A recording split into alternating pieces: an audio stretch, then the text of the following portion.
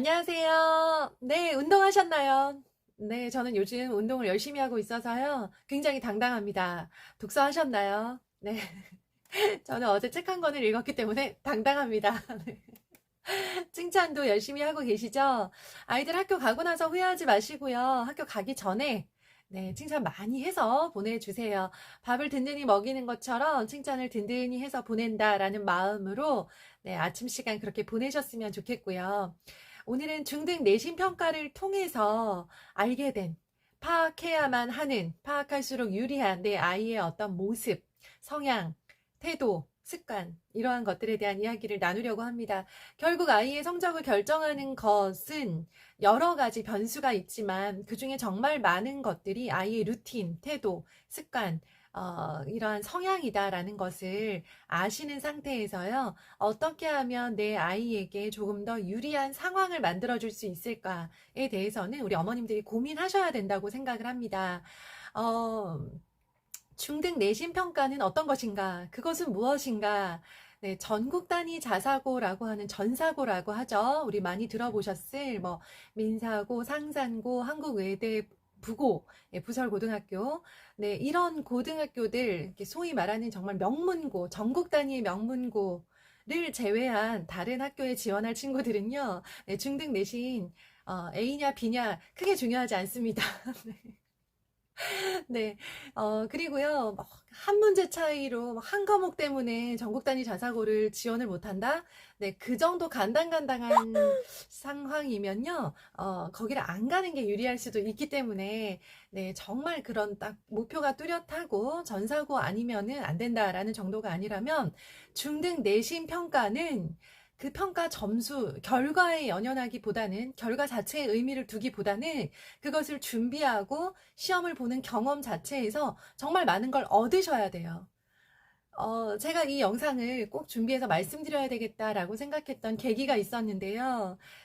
저희 큰아이가 중학교 2학년이잖아요. 2학년 들어서 처음으로 중간고사를 받고 기말고사 1학기 때 또 받고요. 2학기 중간고사를 또 받습니다. 자, 그리고 이제 네 번째 시험인 기말고사를 앞두고 있는데요. 제가 이 세 번째 시험을 보면서까지도 아이의 어떤 모습과 저의 어떤 모습 때문에 굉장히 힘이 들었어요. 그래서 속상한 마음에 제가 마음으로 의지하고 있는 선배 어머니, 네, 선배 선생님께 전화를 드렸어요. 그분은 이제 두 아이를 정말 공부를 잘 가르치셨고, 네, 어, 학교도 잘 갔어요. 네, 입시도 아주 성공적으로 마치신 분인데, 제가 막 투덜투덜 했어요. 아니, 그 새끼 왜 그러는 거예요, 저한테? 하면서 아이의 그런 신경질적인 모습, 예민한 모습, 아니면 네, 좀 마음에 들지 않는 모습에 대해서 막 이렇게 했어요. 근데 얘 왜 이래요, 진짜? 이러면서 막 그랬더니, 그 선생님께서, 선배 어머니께서 그러시더라고요. 그런 것들을 겪어가면서 아이가 성장하는 것이고, 똑같지 않을 거다. 그리고 고등에서는 연습이 없다. 고등학교 1학년 1학기 중간고사가 수능이다라고 생각을 하고 그 말이 뭐냐면 수능을 고등학교 3년 동안 13번을 보는 거다. 내신 12번과 진짜 수능 1번까지 해서요.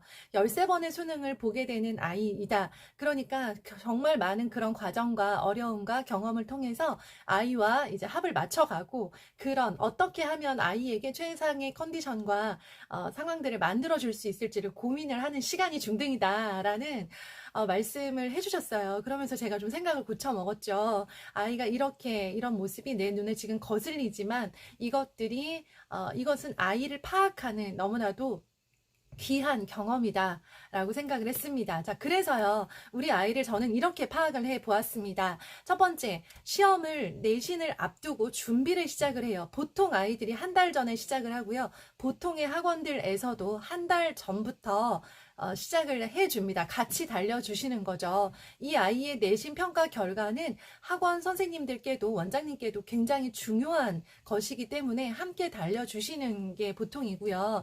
자, 준비를 할 때 우리 아이가 자기 스스로 생각을 해서 한 달 전부터 공부를 해야 되겠다라고 미리 계획을 세우는 스타일의 아이인지 아니면 그냥 넋놓고 있고 학원 선생님이 뭐 문제 풀어오라 그러면 풀고 자기 스스로의 계획이 없는 아이인지도 보셔야 돼요.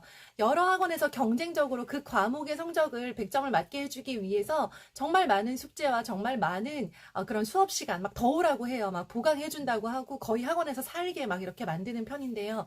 그러다 보니까 아이가 그거에만 끌려다닐 경우에는 자기 스스로 뭐가 부족한지 무엇을 더 해야 되는지 모르는 상태에서 파악이 안 된 상태에서 학원에서 오라면 오고 가라면 가는 그런 질질 끌려가는 시험 준비가 될 수가 있어요. 이 상황에서 자기 스스로 중심을 잡고 이것들을 자기가 지금 더 부족한 과목에 더 많은 시간과 에너지를 써야 함을 파악해 가는 그런 시간이 되어야 되는데 처음엔 당연히 어렵죠.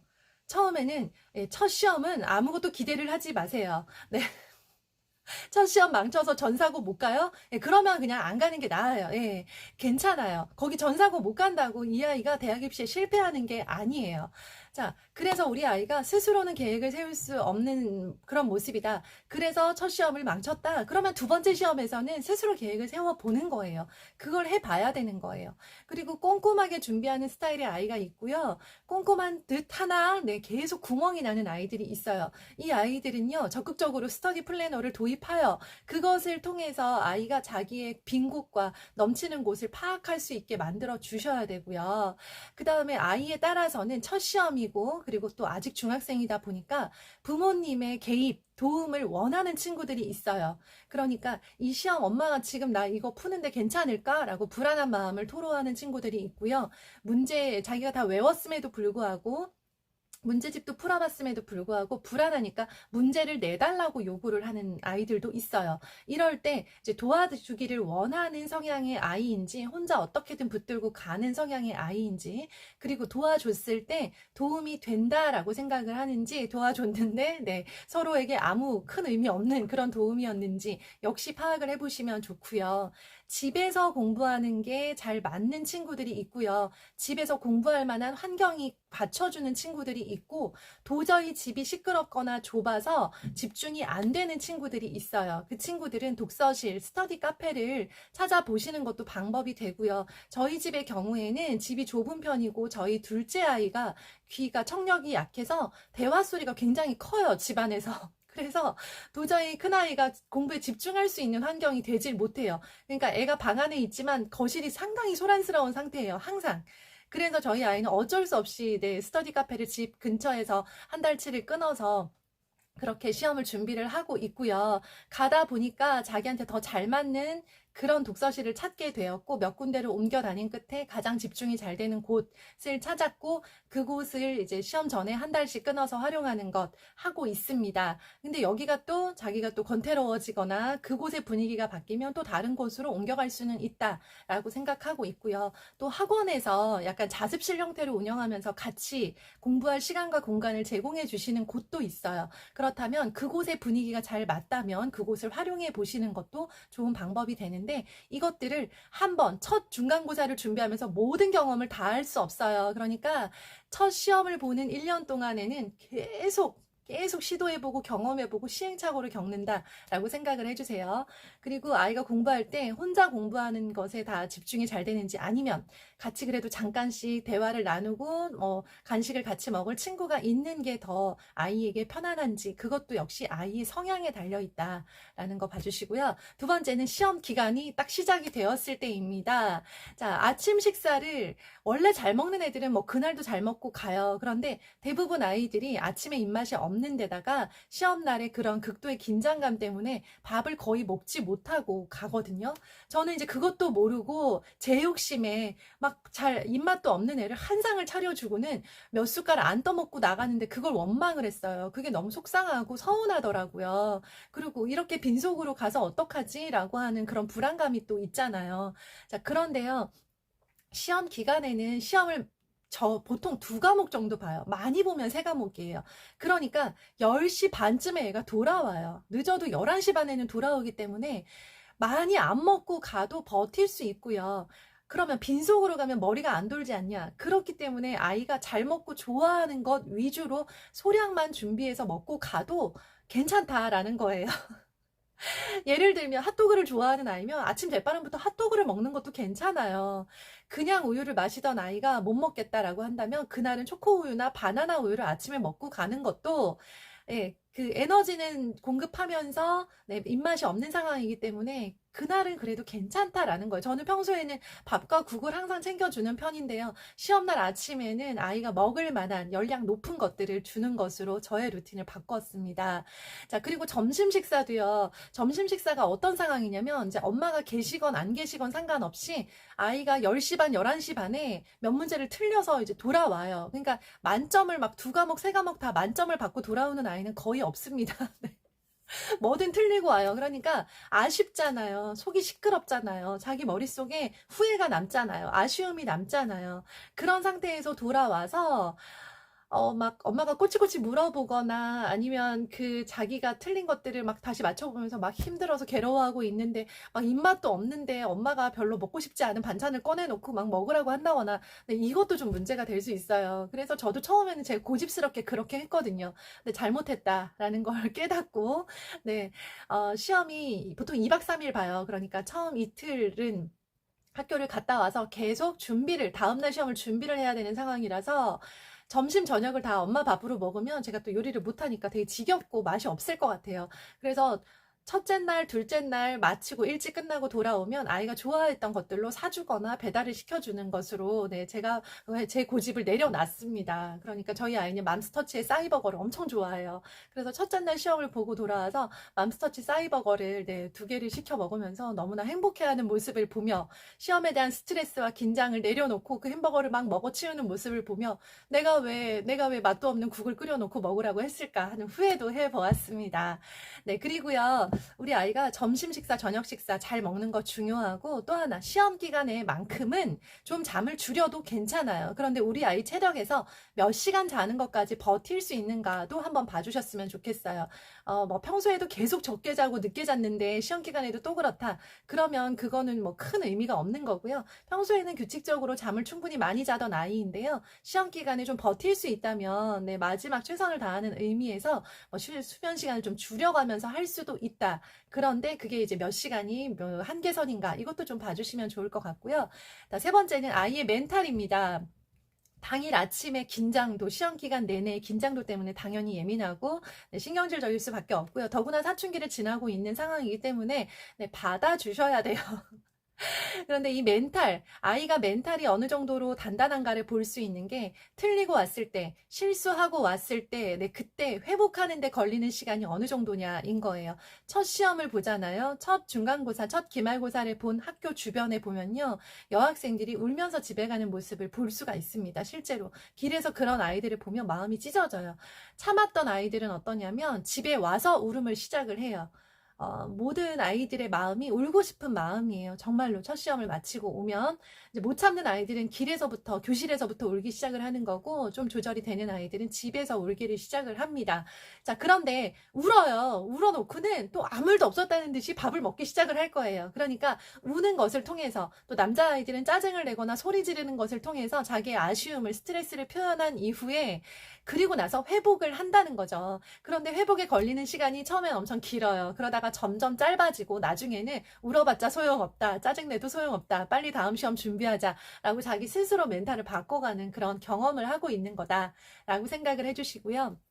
시험이 완전히 다 2박 3일의 시험이 끝나고 나서 자기가 틀린 거나 말거나 몇 점을 받거나 상관없이 이제 막 그냥 다 잊어버리고 노는 아이들이 보통입니다. 보통인데, 네, 그거 가지고 또 너무, 뭐라고 하지는 않으셨으면 좋겠고요. 네, 저희 아이도 이제 세 번째 날 시험 끝나고 나가더니 그냥 그 즉시 나가더니 밤 11시인가 그때 돌아오더라고요. 근데 아이들이 가지고 있는 시험에 대한 스트레스, 우리가 중학교 때는 가져보지 못했던 그 높은 수준의 스트레스를 좀 이해해 주셨으면 좋겠고요. 막 아이가 술 먹고 담배 피고 이러는 거 아니면 네, 풀어주는 날이 필요하다라는 거. 그리고 네 번째 얘기를 꼭 드리고 싶었어요.